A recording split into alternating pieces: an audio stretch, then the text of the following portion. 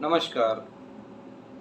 आज 13 जून को उत्तर प्रदेश की राजधानी लखनऊ में एक समारोह आयोजित किया गया राजभवन में, जहां प्रदेश की राज्यपाल महामहिम डॉक्टर आनंदीबेन पटेल जी ने उत्तर प्रदेश संगीत नाटक अकेडमी के जितने भी पुरस्कार हैं, उनमें से सन 2020 के अवार्डियों को आज अवार्ड दिया। और उस अवार्ड में जो लोग थे शामिल, उनको आज बुला करके राजभवन में ही सम्मानित किया गया।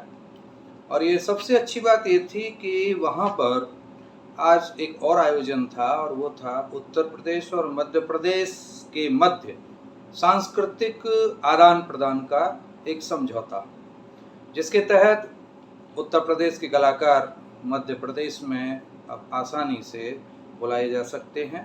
पहले भी बुलाए जाते थे, लेकिन अब रास्ता और आसान हो गया है। दोनों प्रदेशों की संस्कृति का आदान प्रदान बढ़ जाएगा और दो खुशियां एक साथ कलाकारों को मिली।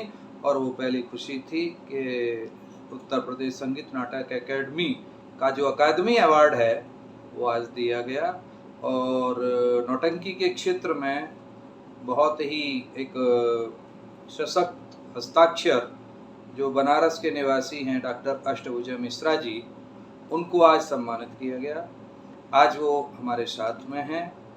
हम उनसे ही सुनते हैं उनकी कहानी, उनकी जुबानी। और सबसे पहले तो डॉक्टर अष्टभुजा मिश्रा जी को जितने भी जो हमारे दर्शक देख रहे हैं, चाहे वो प्रदेश में देख रहे हैं या देश में देख रहे हैं या विश्व स्तर पर देख रहे हैं, सब लोगों की ओर से मैं बधाई देता हूं। डॉक्टर साहब, सबसे पहले तो आपको बधाई कि आपको अकेडमी ने ये अवार्ड दिया है और महामहिम राज्यपाल जी के कर कमलों से आपको मिला है। तो तहे दिल से हमारे सभी पूरे विश्व के जितने भी रंगकर्मी हैं, उनकी तरफ से आपको बधाई, बहुत बहुत शुभकामनाएं। और थोड़ा सा हमारे जो रसज्ञ प्रेमी हैं वो ये भी जानना चाहते हैं कि आपको ये अवार्ड किस क्षेत्र में मिला है। देखें, अवार्ड तो अवार्ड होता है जी। सबसे पहले मैं ये सम्मान हमारे लोक विधा से जुड़े हुए सभी ज्ञात अज्ञात कलाकार, चाहे वो हमारे प्रदेश के हों चाहे देश के हों, मैं उन्हें अपनी तरफ से ये सम्मान समर्पित करना चाहता हूँ, क्योंकि ये सम्मान केवल मेरा नहीं है, तमाम देश की तमाम उन लोक विधाओं का है जो विलुप्ति की कगार पर हैं। और अगर चाहे हमारी सरकार हो चाहे स्वयंसेवी संस्थाएं हो, अगर हमारी तरफ देख रही हैं तो निश्चित रूप से हम उनका आभार व्यक्त करें और साथ ही साथ अपने उन कलाकारों को प्रोत्साहन भी मिले जो इस अवार्ड को आगे पाने के हकदार हैं। आपकी उसमें दृष्टि में ये अवार्ड जो आपको मिला है, अकादमी पुरस्कार, इसकी अहमियत क्या है? देखिए, एक तो जो हमारे गुरुजन हैं उनके लिए उनका शिष्य सम्मानित हो जी, ये उनके लिए गर्व की बात है। एक तरह से गुरुजनों का भी सम्मान हुआ। जी हाँ, बिल्कुल हुआ सर। और दूसरे जो हमारे अनुचर हैं, हमारे पीछे चल रहे हैं जी, इस पंक्ति में, उनके लिए एक उत्साहवर्धन का काम ये अवार्ड करेगा, ये सम्मान करेगा कि हमें भी, जैसे हमारे वरिष्ठ साथी सम्मानित हुए हैं, कल हम भी हो सकते हैं। इस नाते वो और जुझारूपन के साथ इस लोक विधा में अपने आप को समर्पित कर पाएंगे। अच्छा, ये भी माना जाता है कि जो सम्मान है वो एक प्रक्रिया है, और प्रक्रिया मूल्यांकन से लेकर के और प्रेरणा को जोड़ती है। सच्चे अर्थों में कहें तो आपने जो आज तक मुकाम हासिल किया है, उस सब का एक मूल्यांकन कहीं न कहीं बैठे हुए किन्हीं लोगों ने किया, और आप तक उसका एक मूल्यांकन एक सम्मान के रूप में ये प्रदान किया गया। और इससे जहाँ तक मैं समझता हूँ एक प्रेरणा मिलती है कि जो कार्य अब तक किया, उसको और ज़्यादा दुगनी शक्ति से हम करें, जिससे और लोग भी जो समझ रहे हैं वो तो करेंगे ही, लेकिन अपने आप में भी एक कहीं न कहीं प्रेरणा आपको ऐसी मिल रही है कि सम्मान के बाद और दोगुना उत्साह आपके अंदर ऊर्जा के रूप में संचारित हुआ हो। देखिए, ऊर्जा में कितनी बढ़ोतरी हुई जी, ये तो मैं नहीं कह सकता, जी, लेकिन ये सम्मान जो है, चाहे जो भी है, जी, अकादमी सम्मान हो, पद्म सम्मान हो, जी। वो सम्मान आपको उस कला के प्रति कर्जदार बनाते हैं। हाँ, ये बात तो है। आप उनके कर्जदार हैं। जी, आप अगर आप हाथ पैर मोड़ करके बैठना भी चाहते हैं तो अभी बैठना नहीं है, अभी आपको और भागना है। शायद जिस गति से आप भाग रहे थे उसमें थोड़ी और गति बढ़ा बढ़ानी पड़ेगी। यही एक जो सतत प्रक्रिया होती है सम्मान की। जी।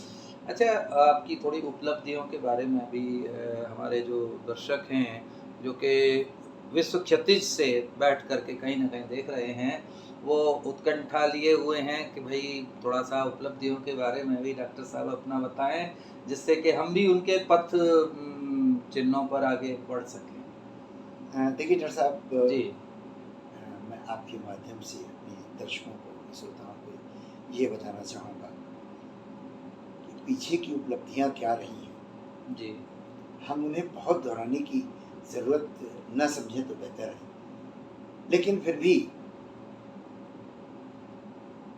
जहाँ से मैंने शुरू किया, जी, इस लोक कला में जो मेरे भीतर एक कुढ़न सी थी कि इस लोक कला में बहुत तेजी से गिरावट आती चली जा रही है। जी, हम उस गिरावट को कैसे परिष्कृत कर पाए, उसको कैसे दूर कर पाए। मैं शुरू से ही, प्रारंभ से ही इस बात पर विचार करता रहा, अपने गुरुजनों से कहता रहा, जहाँ भी मुझे मौके मिले मैंने उनसे कहा। तो मैं उन गुरुजनों का नाम नहीं लेना चाहूँगा, परंतु उनके द्वारा ही मुझे प्रेरणा मिली कि मैं किसी से उम्मीद क्यों करूं, जी, मैं आगे बढ़कर एक कदम वो कार्य शुरू तो करूं। आप देखेंगे डॉक्टर साहब, मेरी जितनी रचनाएं हैं जी, लोक विधा, लोक नाट्य संगीत नौटंकी में, जी, जितनी भी रचनाएं हैं, चाहे वो देशभक्ति से ओतप्रोत हैं या आपके इतिहास के पन्नों से हैं, जी, या फिर कुछ पौराणिक घटनाओं पर जी, निर्भर है, मैंने कभी भी मतलब ऐसी कथा वस्तु को स्वीकार नहीं किया, मेरे हृदय ने, मैं कहने का मतलब मेरे हृदय ने, कि जिससे मुझे लगे कि ये मैं अपनी विधा या स्वयं के लिए क्या कर रहा हूँ। तो और जितनी भी आप एक पृष्ठ में जो आपके हाथ में पुस्तिका दिख रही हाँ, है, मेरे पास ये है तो अकेडमी उसमें की। आप देखेंगे जी, कि लगभग जितनी भी हमारी रचनाएं हैं और जितनी भी हमारी प्रस्तुतियां हुई, जितने हमने निर्देशन किए हैं, जी, वो देशभक्ति से ओतप्रोत हैं। और यही है, यही हमारी, इसी को हम अपनी उपलब्धि मानते हैं कि कम से कम हम परसेंटेज में नहीं जाते हैं, प्रतिशत में नहीं जाते हैं, जहाँ खड़े होकर हम अपनी बात कह रहे हैं, जी, 10 दर्शक तो सुन रहा होगा, और 10 दर्शकों में अगर हम अपने इतिहास को परोस पाते हैं तो मैं इसको अपनी बड़ी उपलब्धि मानता हूँ।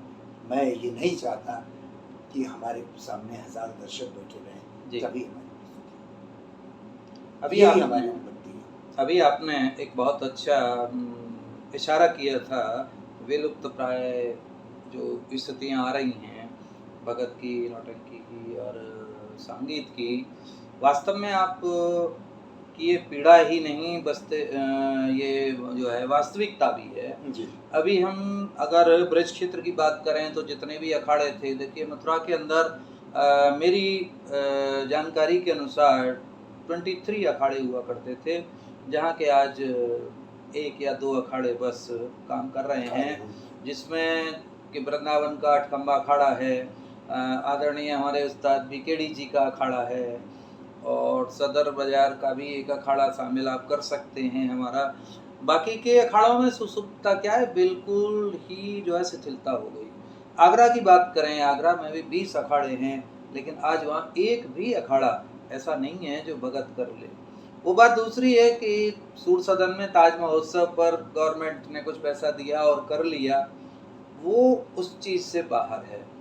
जहाँ तक हम व्यावसायिक मंडलियों की बात करें, अकेले मथुरा में ही मेरे सामने करीब 13 मंडलियाँ हुआ करती थीं।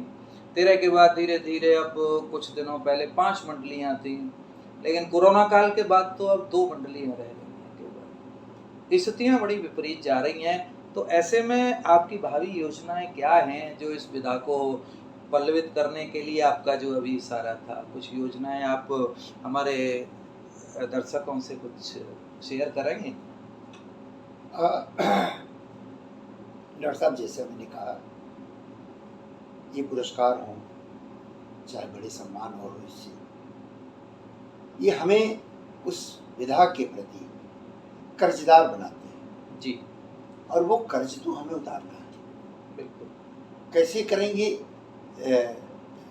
ये मुझे सोचना है। सरकार कितना मदद करेगी नहीं करेगी, हमें उस पर विचार नहीं करना है। जी हमें इस बात को पर गौर करना है कि अगर हम 40 लोगों की मंडली नहीं चला पा रहे जी तो हम 5 लोगों से तो काम चला सकते हैं। बिल्कुल।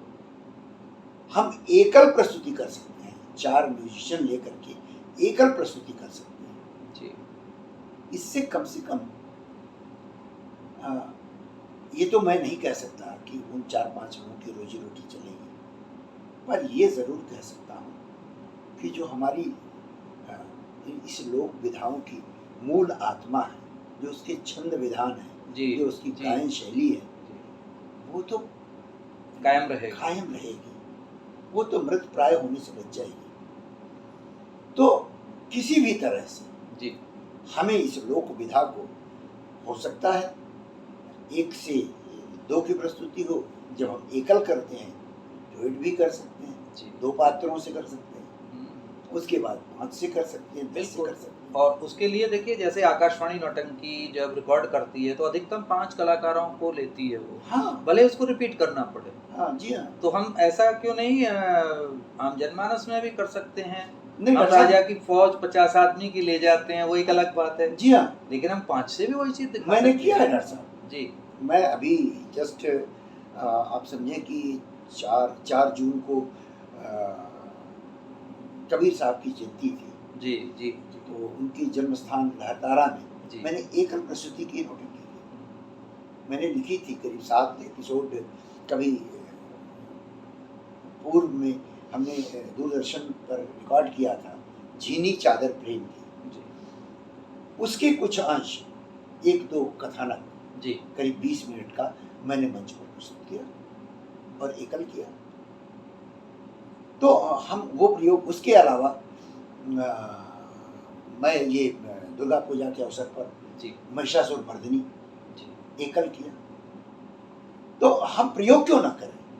कम से कम हम जहाँ कलाकार नहीं मिल रहे हैं, जी उनकी समस्या हो रही है, ठीक है, होगी, हम उनको रोजी रोटी नहीं दे पा रहे हैं, पर कम से कम एक पक्ष तो हमारा बच रहा है कि हम कम से कम 12-14 प्रकार के जो छंदों का प्रयोग कर रहे हैं, वो छंद तो जीवित हैं। बिल्कुल वो जीवित हैं।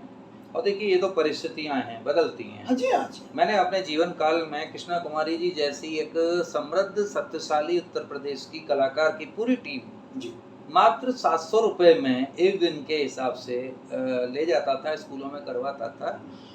मेरी उम्र भले छोटी थी, लेकिन वो मुझसे नहीं। बड़ी हैं। आज भी मैं उनको नमन कर रहा हूँ, और हमारे इस वीडियो को यदि देख रही हों तो हम उन्हें प्रणाम करते हैं। उन जैसी स्वांग विधा की कलाकार, एक कोकिल कंठी जी। हमारे बीच में न तो हुई हैं और न आगे संभावना लग रही है। अगर फिल्मी दुनिया में लता जी का नाम है, तो नौटंकी की दुनिया में कृष्णा जी का नाम है। और उनको अवार्ड भी अभी पिछले वर्षों मिला था अकेडमी से, उनको सम्मान भी मिला, और अहिल्याबाई सम्मान वहाँ से भी मिला, मध्य प्रदेश से भी मिला जी। और NSD में भी रही हैं कुछ दिनों, सिलेक्शन कमेटी में, ICCR की कमेटी तक में भी रही हैं जी। तो अच्छा मुकाम पाया है। तो हमारा मतलब यही था कि उन्होंने वर्कशॉप भी किए हैं कई, और अच्छी तरह सिखाती भी हैं। तो ये जो विधा है, उनकी इतनी बड़ी पार्टी को भी किसी समय में, ज़्यादा पुराना नहीं, मैं बता रहा हूँ आपको, करीब 85 के दशक की बात बता रहा हूँ, सन 84-85, 700 रुपये में मंडली चली जाती थी। और 3-3, 4-4 दिन करने के बाद जब उनको 700 रुपये के हिसाब से पेमेंट देते थे, तो आप जानते हैं क्या होता था? उसमें से अपनी मंडली का खर्च निकाल करके, अपनी गाड़ी का पेट्रोल का खर्च निकाल करके, कुछ थोड़ा बहुत और रख के, और पैसा जो बचता था वो वापस कर देती थी वो, जो भी ऑर्गेनाइजर हैं। और उस तर्ज पर स्कूल के जो मैनेजर्स थे, उन्होंने इस चीज़ को अडॉप्ट किया। स्कूलों में बुलाया जाता था, जो पैसे वो दान करती थी वापस, कुछ टिकट का और भी वो अपना दान लेते थे, और स्कूलों की बिल्डिंग खड़ी हो गई इस नौटंकी से ही। आज कृष्णा कुमारी जी के नाम पर उत्तर प्रदेश में कम से कम नहीं तो सैकड़ों नहीं, हजारों स्कूल ऐसे हैं जो उनके नौटंकी के पैसे से बनकर खड़े हुए हैं। तो इतना देने वाली इस नौटंकी, आज स्थिति थोड़ी सी नाजुक जरूर है, लेकिन आपकी जो भावी योजनाएं हैं, उनसे जरूर इनको प्रश्रय मिलेगा। जी हाँ, जी हाँ, मैं ऐसा विश्वास कर रहे हैं हम। मैं निश्चित रूप से आशावादी हूँ, और मैं जानता हूँ कि समय का चक्र है। अगर आप कहीं आज नकारात्मकता की तरफ रुख किए खड़ा है, तो कल घूम के सकारात्मकता की तरफ सुई आएगी, ये पक्का विश्वास है। और इस विश्वास के साथ मैं अपना कर्म किए जाने पर ही भरोसा रखता हूँ, और किए जाऊँगा। लेकिन ये सकारात्मकता जब साकार होती है, जब युवा पीढ़ी हमारे साथ होती है, तो क्योंकि आगे तो उनको संभालना है। तो हमारे युवाओं के लिए कुछ संदेश देना चाहेंगे अपने इस आप क्योंकि युवा ही तो हमारे हैं जो मुस्कुराएंगे, हमारे नाम को आगे लेकर चलेंगे। मैं शायद मेरे बेटे से आप परिचित होंगे। परिचित हैं, अभी इसी साल तो है उनको पंडित नथाराम जी का अवार्ड दिया गया। जी जी जी बिल्कुल। और ये बड़े गर्व से मैं कहता हूँ जी कि जिन छंदों की जानकारी थोड़ी बहुत जी मुझे है गायन में, मैंने सब अपने बेटे में उसको डालने का प्रयास किया है। कोई युवा वर्ग, मैं किसी जो भी हमारे बच्चे सुन रहे हों, बिल्कुल कहीं ना कहीं बैठे हुए वो सुन रहे हैं, और आपकी बात को निश्चित रूप से ही अमल में भी लाएंगे, इतना मेरा विश्वास है युवाओं पर। उनके लिए कह रहा हूँ जी कि लोग ये न कहें कि दूसरे के बच्चों को तो नौटंकी सिखा रहे हैं, और अपने बच्चों को जो है वो इंजीनियर डॉक्टर बना रहे हैं। तो मैं बड़े फख्र से कह रहा हूँ कि मैंने अपने बेटे को M.Tech कराया है, लेकिन उसके बाद उसे पूरी इस लोक विधा की जानकारी है, और उसने इसी के दम पर लगभग जी अपनी नौटंकी के छंद विधान के चलते उसका सिलेक्शन राष्ट्रीय नाट्य विद्यालय में हुआ, और वो आज पास आउट होकर के अपने क्षेत्र में कार्यरत है। बिल्कुल बिल्कुल। और देखिए, ये जो बच्चों को, अपने बच्चों को जो हम अपनी ये विधा देते हैं, उसका फल भी मिलता है। अभी आपने देखा होगा, हमारे मथुरा के निवासी हैं पंडित रामदयाल जी, पद्मश्री। हमारे वीडियो को वो भी अवश्य देखेंगे, और हम अपने माध्यम से आज इस बात को आप तक शेयर कर रहे हैं कि उन्होंने भी ठीक आपकी तरह से ही अपने बेटे देवेंद्र को जो है अपना उत्तराधिकारी बनाया हुआ है। और देवेंद्र की आवाज़ में वो जादू है, अभिनय बहुत अच्छा है और वो यही नहीं विदेशों में जाकर के इस नौटंकी की प्रस्तुति कर रहा है। तो संभावनाएं कहीं मरती नहीं है, बल्कि हम उनका सही से उपयोग कर करके आगे बढ़ते नहीं, रहें। हमें उदाहरण तो पेश करना होगा जी, समाज में। हमें अगर हम उसने हमें एक सीढ़ी ऊपर ले आके बैठाया है इन पुरस्कारों के माध्यम से, जी, तो उस समाज की दृष्टि हमारे तरफ हो जाएगी और उस दृष्टि के मद्देनज़र हमें वो करके दिखाना होगा जो उनके लिए अनुकरणीय हो। कोई युवा तभी आएगा जी, जब हम अपने घर के युवा को उस लोक विधा में लगाएंगे, उस विशेष विधा में डालेंगे। बिल्कुल। और यहाँ एक बात और पैदा होती है, युवाओं के साथ जो परेशानी है, जो मैंने बातचीत की है, सर्वेक्षण किया है, महसूस किया है, वो इसको एक्चुअली क्या है डॉक्टर साहब, जो है रोजी रोटी से जोड़ देते हैं। पेट की खातिर वो लोक कला को जोड़ते हैं, और जब पेट की खातिर जोड़ोगे तो पहले अपने घर खर्च के लिए सोचोगे और तब फिर जुगाड़बाजी और ये सब जोड़ना कि कहाँ से पैसा है, हम अपनी मूल भावना और मूल कर्तव्य से भटक जाते हैं। इसीलिए ये लोक कलाएं हैं सेवा करने के लिए, ये एक पूजा है, और पेट की रोटी के लिए तो मेरे हिसाब से साधन और भी हमें अपनाना चाहिए और लोक कलाओं की सेवा करनी चाहिए। आपका इसमें क्या राय है? एक श्लोक आपने सुना होगा, पूरी तो मैं नहीं सुनाऊंगा जी। उसमें लिखा है जी कि स्वांतः सुखाय तुलसी रघुनाथ गाथा। वाह। एक महापुरुष ऐसा था जी जिसने केवल अपने अंतःकरण के सुख के लिए इतना बड़ा महाकाव्य रच डाला। जी तो अपने अंतःकरण का सुख भी तो कुछ है महाराज।